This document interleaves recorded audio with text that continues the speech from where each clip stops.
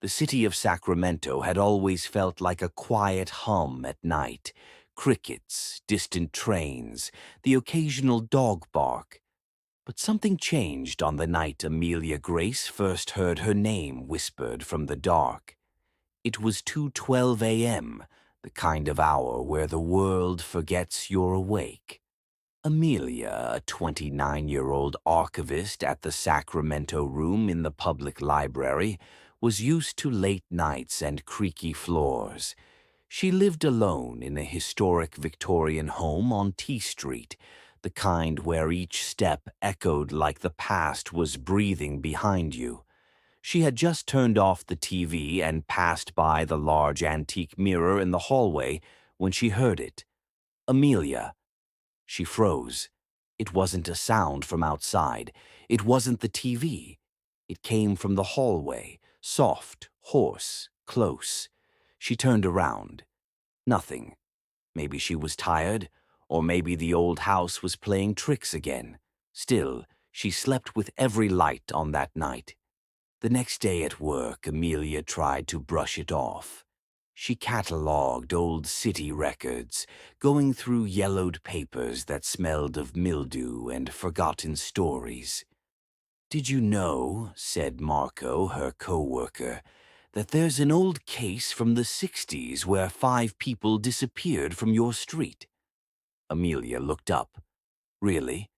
"Yeah, all within 6 months. They never found bodies.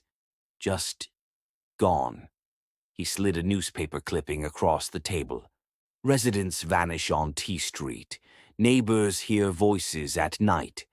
Her heart thumped hard. She glanced at the photo. The front porch in the background was hers. That evening, Amelia went through old photos in her hallway. One caught her eye. A family portrait of the original owners, taken sometime in 1915. She leaned closer. The father, the mother, the daughter, and someone else. In the window behind them, a shape barely visible, a smudge that looked like a person. She took the frame off the wall and flipped it over, scrawled in pencil on the back, "We hear it, too." That night, she heard it again. "Amelia, come downstairs." This time it wasn't a whisper. It was a command. She sat up in bed, frozen, sweat beading on her neck. "Who's there?" she called out, voice cracking. Silence. Then her bedroom light flickered. Once, twice, then out. In the dark, she heard footsteps, slow, deliberate, on the stairs. She grabbed her phone, turned on the flashlight, and stepped into the hall. Nothing. But as she shone the light down the stairs, she saw it. A figure. Dark, featureless, standing just at the bottom. It didn't move. It didn't speak. But in her mind, like a thought someone else had placed there, she heard, "You've seen me now. You've invited me in." Amelia took the next day off and dug deeper into Sacramento's archives. She searched through restricted city records, using her access as a library employee. There was a name that came up often, Elias Thorne, a spiritualist who lived in her house during the 1910s. He was known for soul callings, a ritual he claimed could summon voices from beyond. One report said Elias vanished during one of these rituals. The last line of the document chilled her. Elias believed that names had power, that once darkness knew your name, it could follow you home. Amelia realized what was happening wasn't random. It was ritual, and somehow she'd answered a call that never stopped ringing.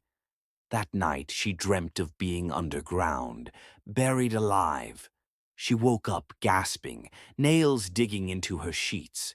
Something was wrong. She stepped into the hallway and screamed. Deep scratches covered her hallway walls, 4 long, jagged lines, like claws dragged across the plaster.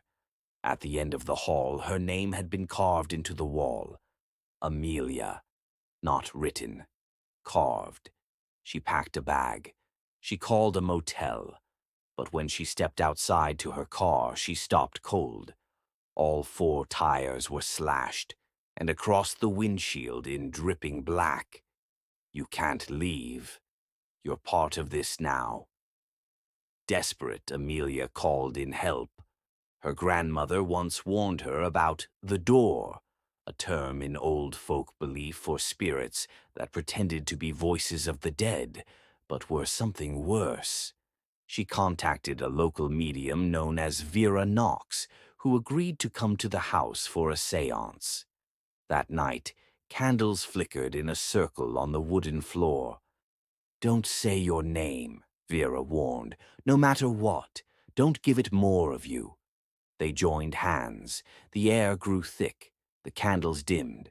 The room dropped 10 degrees in a second. And then came the voice. "Amelia, tell them your name. Let me in." Amelia trembled. Vera's grip tightened. Suddenly the candles blew out. Something howled, not wind, not human. Darkness poured into the room like smoke. Vera screamed, and then everything went black. Amelia awoke alone. The candles were melted. Vera was gone. Not dead, not hurt. Gone. Only her shoes remained in the center of the room. The voice whispered again, but this time, it wasn't just in her head, it was right behind her ear. "You gave me your name. Now I wear it." She ran to the mirror and saw herself, but it wasn't her. The reflection smiled while she cried. The reflection blinked when she didn't. It spoke, and her voice echoed back, but in reverse. Amelia turned and smashed the mirror, but the smile stayed behind the glass. Amelia couldn't sleep, couldn't eat. Her phone stopped working. Her emails went blank. Her reflection twisted. The house groaned. She made a decision. If the house was the door, she would shut it for good. She doused the walls in gasoline, every photo, every floorboard, every cursed inch. At 3:03 a.m., she lit a match. "Go back to wherever you came from." The house screamed. Yes, screamed. As the flames roared, 1,000 whispers cried out, her name over and over, faster and louder until it was just "Amelia, Amelia, Amelia, Amelia, Amelia." And then, silence. The fire department said it was a gas leak, but Amelia knew better. She moved to a new apartment, got a cat, a desk job, therapy. Things were quiet again, until one night, brushing her teeth, she looked into the bathroom mirror. Behind her, in the shadows, stood something. She turned fast. Nothing. She breathed deep. Then, from behind her, in the mirror, her reflection whispered, "Amelia." Only this time, her mouth hadn't moved. If darkness ever speaks your name, don't answer, because once it knows you, it never forgets.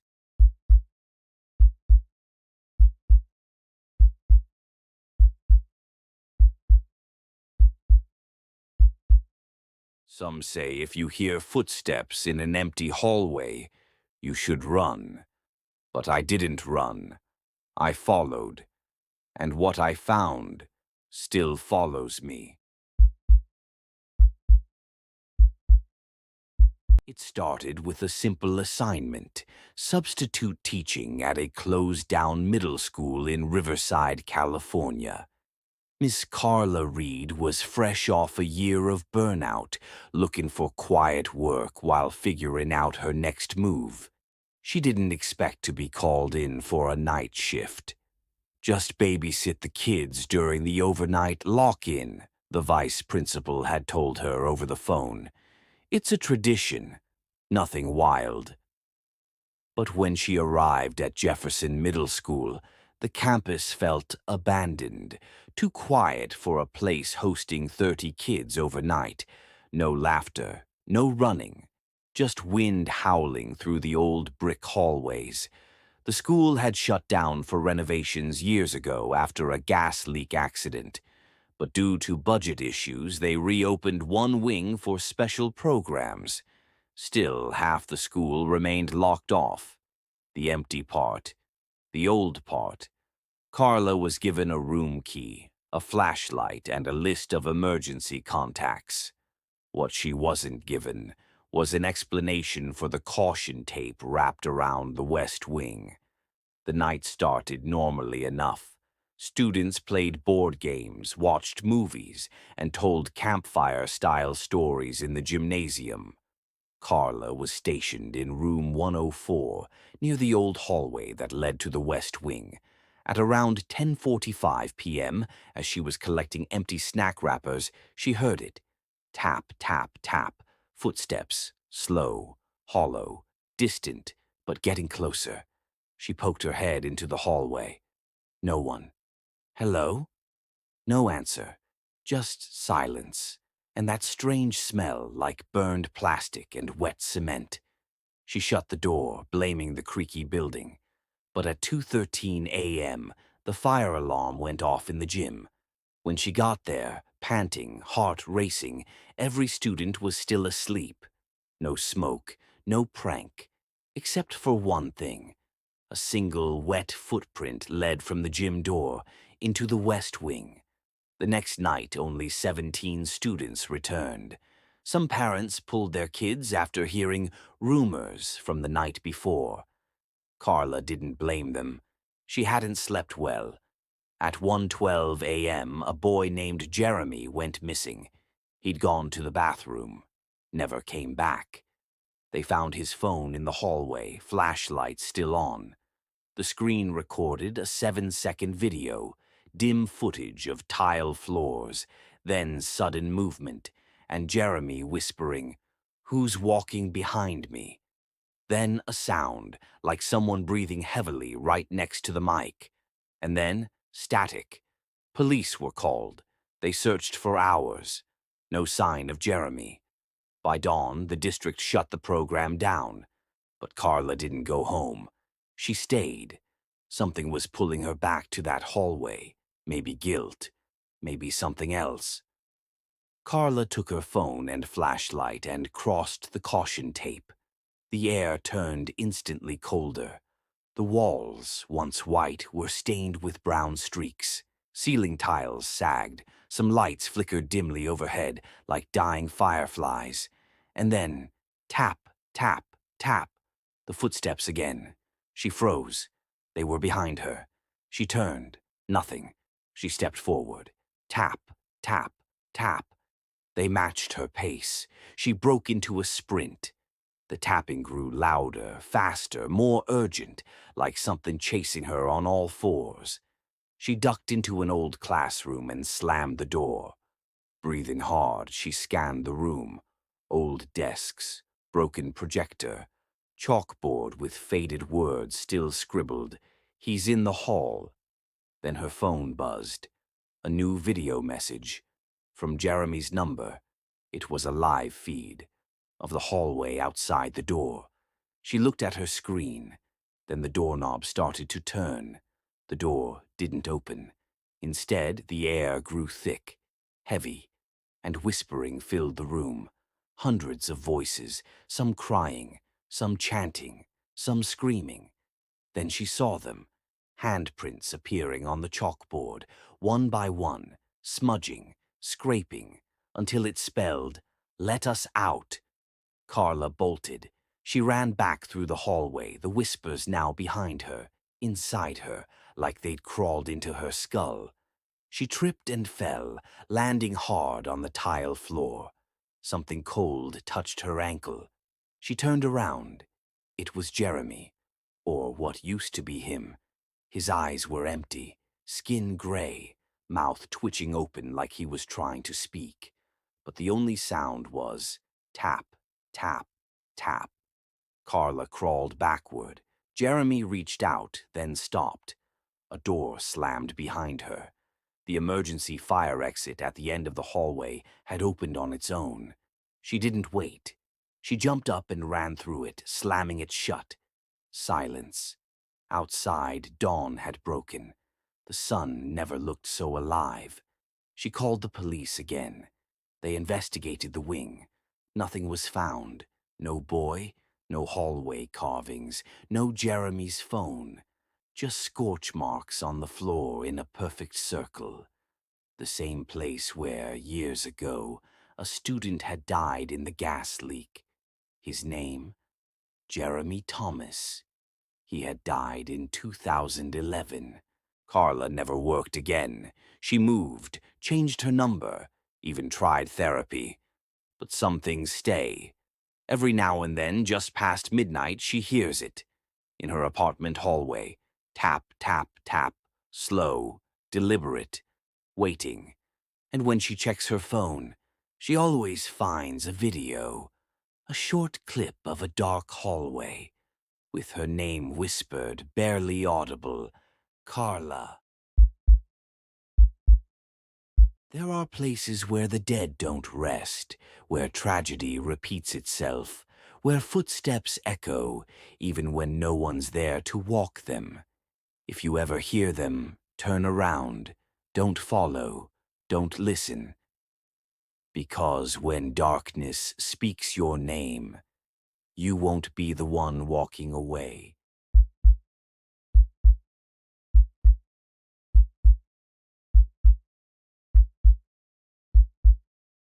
They say California is a land of light, sun, beaches, dreams. But just off the sunlit streets of Pasadena, there's a place the maps ignore, a place so quiet, it screams. The locals don't talk about it. Not anymore. It's the room on the third floor of the Westcott house. They call it the room that time forgot. Miles Denton was a filmmaker and urban explorer from San Francisco. He ran a YouTube channel called Lost California, where he uncovered forgotten places with dark pasts. One day, he got an anonymous email. No one's lived there since 1971, but there's a room, third floor. Never opened. They say time stopped in there. The Westcott House was a crumbling Tudor mansion in Pasadena, boarded up, fenced off, half swallowed by ivy. City records showed it was condemned.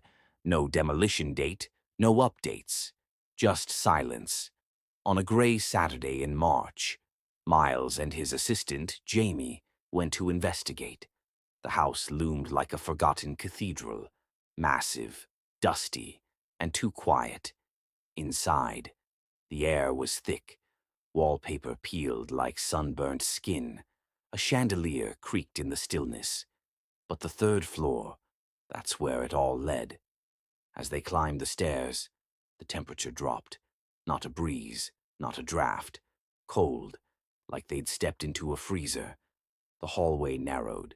The dust disappeared. Too clean, too recent. Then they found it. Room 313. A brass plate gleamed above the door. The knob, spotless, like someone had just polished it. Jamie reached out. It's locked, but as they turned away, click, the door creaked open, on its own. Inside, it was 1971. A green rotary phone on the desk, a cup of coffee, steaming. A cigarette lit in the ashtray. The radio hummed softly. On a horse with no name. Books lined the shelves, Polaroids, journals. Jamie hesitated. This isn't right. Miles touched the coffee cup. It burned his fingers. It's hot. How is it hot? Then, slam. The door shut. The radio screeched. The cigarette hissed out. And time stopped. Their watches, frozen, phones, dead, window, blackness, not night. Just void. Then the radio crackled. Play the tape. On the desk, an old tape recorder. Miles pressed play. A voice, cracked, terrified. If you're hearing this, it's already watching you. Don't speak your name. Don't answer when it knocks. Don't look in the mirror. Jamie turned. There was a mirror on the wall, but it didn't show the room. or them. Just black, and a face, pale, rotting, smiling. Tap, tap, tap. Something was knocking from the other side. Miles found a journal, leather-bound. It belonged to Charles Westcott, physicist, hermit, obsessed with time. One entry read, "Time is not a river, but a room. I found a door into it, but the door has found me too." Last page, frantic scribbles. It feeds on memory, on identity. It knows my name. It is my name. Don't speak your name. Jamie clutched her ears. It keeps whispering my name. Behind her, the mirror moved, that same face, now smiling wider, coming closer. Tap, tap, tap. Miles whispered, "Don't answer." The knocks grew louder, faster. Tap, tap, tap. Then, "Jamie," spoken in a voice that wasn't theirs. The wallpaper peeled itself back. Underneath, names, thousands, etched into the wall, endless. Then Miles saw it, his name, Jamie's name, already carved. "We've been here before." The mirror shattered. Something stepped out.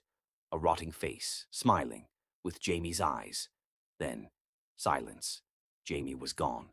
The room reset. Coffee steaming, cigarette lit, desk clean, tape recorder new. Miles sat, turned on the camera, pressed record. "If you're hearing this, don't speak your name. Don't answer the knock. And never, ever go into room 313. He turned, faced the mirror. His reflection smiled back. But it wasn't him. It was older, rotting, and it whispered, "Miles." The Westcott house burned down in April. Fire department said the upper floors were empty. But in the rubble, they found one room untouched, coffee steaming, camera rolling, and a tape whispering, "Don't speak your name." Some places remember, but some places never forget. If you ever find a door that opens on its own, ask yourself, does it already know your name?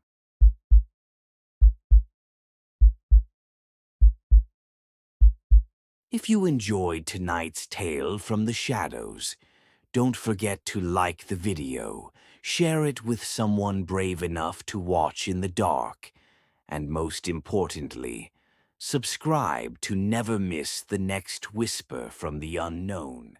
The darkness is always watching. Are you?